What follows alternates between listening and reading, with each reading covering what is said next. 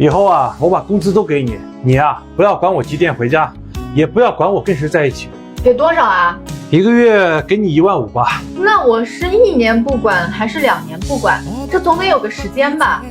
以后都别管。行，不管多少年，我给你按20年计算。那么1年呢就是18万，20年呢就是360万。你呢就给我打一个360万的借条，从今天开始，你爱和谁在一起就和谁在一起，男女不限，是这意思不？